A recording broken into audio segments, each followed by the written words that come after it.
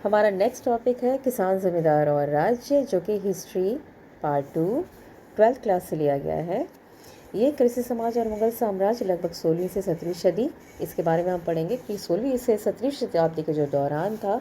वो हिंदुस्तान में करीब करीब जो कृषि है उसकी क्या फीसदी, कितना लोग रहते थे, कितनी फीसदी कृषि होती थी, कैसे जो खेतीहर मजदूर थे वो किस प्रकार से कृषि का कार्य करते थे, किस प्रकार से उसका विकास करते थे, किस प्रकार से उनके बीच में आपसी सहयोग था, प्रतियोगिताएं थी, संघर्ष थे। इन सभी रिश्तों को हम इस देखेंगे, इस चैप्टर के अंदर डिस्क्राइब करेंगे। और साथ ही साथ वो किस प्रकार से जो ग्रामीण दुनिया है किस प्रकार से उसमें बाहरी जो ताकतें थीं किस प्रकार उसमें दाखिल हुई थी, किस प्रकार से जो मुग़ल साम्राज्य के जो नुमाइंदे थे वो उस पर किस प्रकार से नज़र रखते थे, किस तरीके से उनसे राजस्व वसूल करते थे, और साथ ही साथ वो सभी जो उपज का उनका जो हिस्सा होता था, जो कर था, उसको कर के रूप में आप लेते थे, साथ में राजा को देते थे। और किस प्रकार से बाहर का जो व्यापार था या फिर मुद्रा या बाज़ार वो किस प्रकार से गाँव में घुस गए थे, और खेती के इलाके जो थे जो बहुत ही विकसित हो चुके थे कृषि के मामले में, किस प्रकार से शहर से जुड़ गए थे। ठीक है, तो हम स्टार्ट करते हैं। फर्स्ट पॉइंट है आपका कृषि और किसान और कृषि उत्पादन, सॉरी। ठीक है, तो खेतीय समाज की बुनियादी गांव की इकाई थी जिसमें किसान रहा करते थे। किसान साल भर जो कुछ भी तरह तरह के मौसम में जो भी फसलें उगाया करते थे, जो भी पैदावार होती थी उनकी, और जैसे वो ज़मीन की खुदाई, बुआई, बीज बोना, फसल पकने और कटाई करने के द्वारा जो भी कार्य किया करते थे, इसके अलावा वे उन वस्तुओं का भी उत्पादन करते थे। ठीक है, वे उस वस्तुओं में भी शरीक होते थे जो कृषि के ऊपर आधारित होती थी, जैसे कि शक्कर, तेल इत्यादि। तो उन वस्तुओं के उत्पादन के लिए भी वो कार्य किया करते थे, जैसे शक्कर को उगाना, तेल को बनाना तेल के लिए, ठीक है, तिलहन वगैरह। लेकिन सिर्फ मैदानी इलाकों में बसे किसान की खेती ही ग्रामीण भारत की खासियत नहीं थी कि सिर्फ मैदान में ही जो किसान कृषि कर रहे थे तो सिर्फ वही एक गांव की खासियत हो, बल्कि इसके साथ ही साथ ऐसे कई क्षेत्र थे, जैसे कि सूखी ज़मीन के विशाल हिस्से से पहाड़ियों इलाके, ठीक है, पहाड़ी वाले इलाके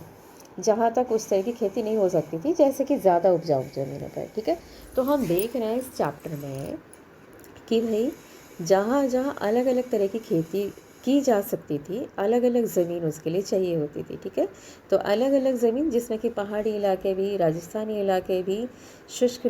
जो आपकी थी ज़मीनें वो भी, और जहाँ पानी बहुत आयात में मिलता था वहाँ पर भी। तो अलग अलग जगहों पर अलग अलग प्रकार की जो आपकी कृषि है उसको कृषकों ने किया था। ठीक है, तो इसके अलावा भूखंड का बहुत बड़ा हिस्सा था जो जंगलों से घिरा हुआ था।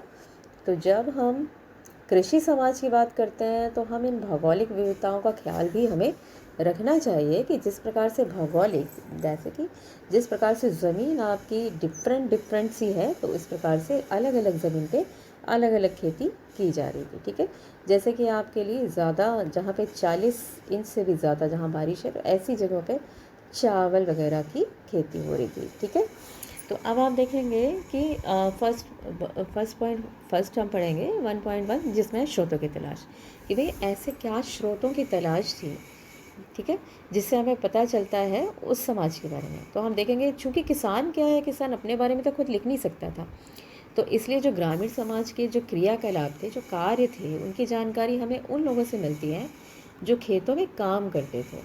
ठीक है ना, खुद तो कर नहीं सकते थे, लेकिन साथ ही साथ उनके जो साथ में रहते थे, या फिर उन लोगों से मिलती है जो खेतों में काम करते थे। नतीजतन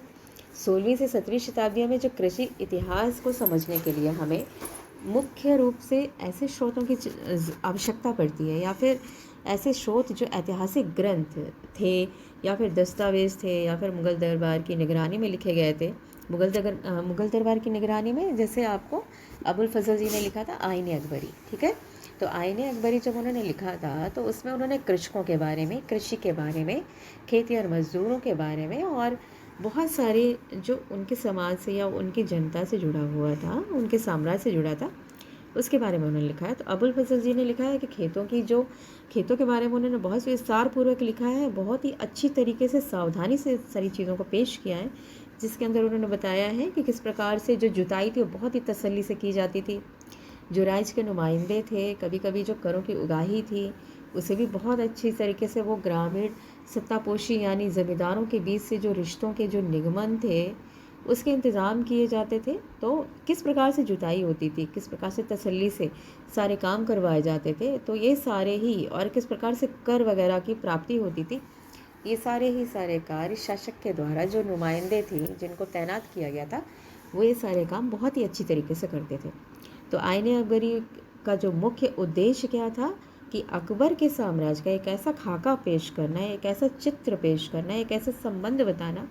जिसमें जो मजबूत सत्ताधारी वर्ग थे और जो सामाजिक जो मेल जोल बनाकर रखता था किस प्रकार से, वो चीज़ इन्होंने इसमें दिखाया है। तो आईने अकबरी के जो लेखक हैं अबुल फजल जी, तो लेखक के मुताबिक क्या था कि मुग़ल राज्य के खिलाफ कोई बगावत या किसी भी किस्म की स्वायत्ता की मांग या फिर खुद की ज़मीन जिसे कहते हैं स्वायत्ता सत्ता की दावेदारी का असफल होना पहले ही तय था, क्योंकि उसके पहले उन्होंने उसके लिए बहुत ही कड़े प्रयास कर रखे थे। दूसरे शब्दों में किसान के बारे में हमें जो कुछ भी आईने से पता चलता, आइन से, तो वह सत्ता के ऊंचे गलियारे का एक नज़रिया है कि किस प्रकार से ऊंचे तबके पर लोग रहते थे और किस प्रकार से उनका शासन चलता था। ठीक है, तो खुदकिस्मती से क्या था कि आईने अकबरी की जानकारी के साथ साथ हमें उन स्रोतों का भी इस्तेमाल कर सकते हैं जो मुग़लों के राजधानी से दूर के इलाकों में लिखे गए थे। दैट मीन्स कि सिर्फ मुग़ल साम्राज्य के अंतर्गत ही नहीं लिखे गए थे, बल्कि उनके दूर से भी लिखे गए थे और उनको प्राप्त हुए हमें उन स्रोतों से जानकारी जो प्राप्त हुई है। इनमें से 17वीं और 18वीं शताब्दी सदियों के गुजरात, महाराष्ट्र और राजस्थान से मिलने वाले जो दस्तावेज़ हैं, मुख्य रूप से सरकारी दस्तावेज़ हैं या फिर सरकारी आमदनी के विस्तृत जानकारी जो हमें देते हैं। तो इसके अलावा साथ ही साथ ईस्ट इंडिया कंपनी के भी बहुत सारे ऐसे दस्तावेज मिले हैं जो पूर्वी भारत और कृषि संबंधों का उपयोगी खाका पेश करते हैं, उनके बारे में बताते हैं। तो ये सभी स्रोत किसानों, ज़मींदारों और राज्य के जो बीच में हैं, तो उनके झगड़ों को भी दर्ज करते हैं, साथ ही साथ उनके आपसी संबंधों के बारे में भी बताते हैं। और लगे हाथ ये स्रोत हमें ये भी बात समझने में हमारी मदद करते हैं कि किसान राज्य किस नज़रिए से देखते थे, किस प्रकार से किसान की क्या सोच थी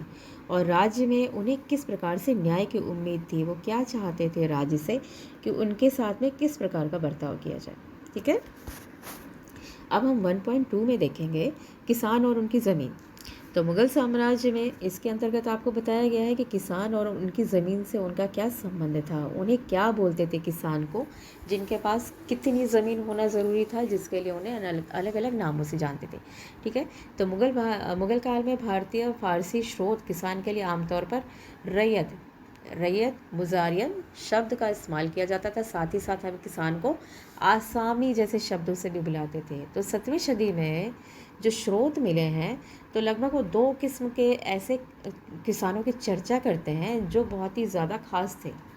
जिनमें पहले थे आपके खुद काश्त और दूसरे थे आपके पही काश्त। तो पहले किस्म के जो किसान वो हुआ करते थे जो गांव में ही रहते थे और उनकी खुद की ज़मीन होती थी। तो जिनकी खुद की ज़मीन होती थी उन्हें खुद काश्त कहा जाता था। पही काश्त वे खेतिहर थे, वे कृषक थे जो कि दूसरों के गाँवों से ठेके पर खेती करने आते थे या फिर दूसरों की ज़मीन पे काम करते थे, तो उन्हें हम पाही काश्त कहते थे। तो लोग अपनी मर्ज़ी से पाही काश्त बनते थे, कोई ज़रूरी नहीं है कि उन्हें ज़बरन बनाया जाता था। जैसे कि कभी उन्हें अकाल या भुखमरी का सामना करना पड़ता था या फिर आर्थिक परेशानी का सामना करना पड़ता था, तो इस प्रकार से बेचारे मजबूर होकर के भी वो पाही काश्त बन जाया करते थे। ठीक है, तो उत्तर भारत के एक औसत किसान के पास शायद ही किसी के पास एक जोड़ी बैल या फिर हल से ज़्यादा कुछ रहा होता होगा, क्योंकि बहुत ही ज़्यादा किसानों की बहुत ही गिरी अवस्था थी। तो ज़्यादातर के पास इनमें से भी कम रहता था, नहीं होता था सबके पास में। ठीक है, तो अगर हम किसानों के बारे में अगर हम आंकड़ा प्रस्तुत करते हैं कि किसान कितने समृद्ध थे, तो इस प्रकार से अगर हम देखते हैं कि गुजरात में अगर हम देखेंगे किसानों के बारे में, तो उनमें जो 6 एकड़ के करीब जिनके पास ज़मीन पाई जाती थी वे समृद्ध माने जाते थे। और दूसरी तरफ अगर हम बंगाल का खाका प्रस्तुत करते हैं, तो वहाँ पर किसानों के पास लगभग 5 एकड़ की ज़मीन थी, तो उन्हें अच्छे किस्म का समझा जाता था, उन्हें अच्छे उसमें दिखाया जाता था कि भाई वो ठीक ठाक है, समृद्ध है। लेकिन अगर वही चीज़ 10 एकड़ ज़मीन से ज़्यादा अगर प्राप्त होती है, तो किसान को हम आसामी मानते थे, मतलब बहुत ही अमीर समझा जाता था।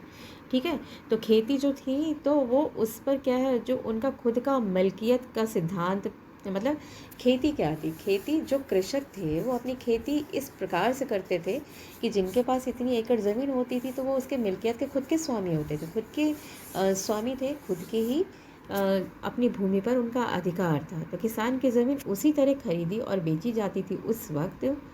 किसान खुद खरीद और बेच भी सकता था उस वक्त, जैसे कि दूसरी संपत्ति या फिर दूसरे मालिक थे जो अपनी संपत्ति को बेच या खरीद सकते थे। ठीक है, तो 19वीं सदी के दिल्ली आगरा इलाकों में किसानों की जो मिल्कियत का यह विवरण हमें 17वीं सदी पर भी उतना ही लागू होता है जितना कि 16वीं शताब्दी में। ठीक है, तो हल जोतने वाले जो खेतिहर किसान थे हर ज़मीन की हदों पर मिट्टी, ईंट और कांटों से पहचान के निशान लगा देते थे, और ज़मीन के ऐसे हज़ारों टुकड़े किसी भी गांव में देखे जा सकते हैं। तो हम इसके अंतर्गत हमें यही बताया जा रहा है कि जो पाही काश और खुद काश, ये दो प्रकार के जो किसान थे, तो पाही काश के पास तो खुद की ज़मीन नहीं हुआ करती थी, वो दूर दूर जाते थे कभी कभी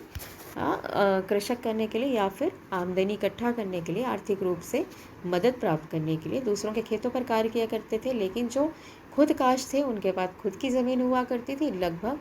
6 एकड़, 5 एकड़ और 10 एकड़ वाले ज़मीन वालों को आसामी कहा जाता था, बहुत ही अमीर कहा जाता था। वो अपनी मिल्कियत को ठीक उसी प्रकार से खरीद और बेच सकते थे जैसे कि दूसरे व्यापारी या फिर दूसरे ज़मींदार। ठीक है, और 19वीं सदी में किसान क्या करते थे, अपनी मिल्कियत को सुरक्षित रखने के लिए उसके आसपास चारों तरफ वो कांटे के या फिर पत्थरों के इस प्रकार के टुकड़े या फिर इस प्रकार से निशान लगा देते थे। हज़ारों टुकड़े आज भी मिले हैं जिससे पता चलता है कि वो किस प्रकार से अपनी जो कृषि है उसको सुरक्षित किया करते थे। ठीक है, नेक्स्ट पॉइंट है हमारा 1.3, सिंचाई और तकनीकी। तो इसके अंतर्गत हम पढ़ेंगे कि किस प्रकार से कृषक जो थे वो सिंचाई की एक नई नई टेक्नोलॉजी विकसित कर रहे थे। ठीक है, तो ज़मीन की बहुतायत, मज़दूरों की मौजूदगी और किसानों की गतिशीलता की वजह से कृषि का लगातार विस्तार हुआ। चूँकि खेती की प्राथमिकता उद्देश्य लोगों का पेट भरना था, रोज़गार के रोज़मर्रा के खाने की ज़रूरतें जैसे चावल, गेहूँ, ज्वार इत्यादि फसलें सबसे ज़्यादा जो उगाई जाती थी, क्योंकि उन्हें अपने भूख पे कंट्रोल करना था, उन्हें अपने खाने के लिए, ठीक है, अपनी जो मौजूदगी, वो इस बात पे मज़दूरों की मौजूदगी और किसानों की गतिशीलता की जो वजह थी वो क्या थी, कृषि की ज़्यादा पैदावार करना।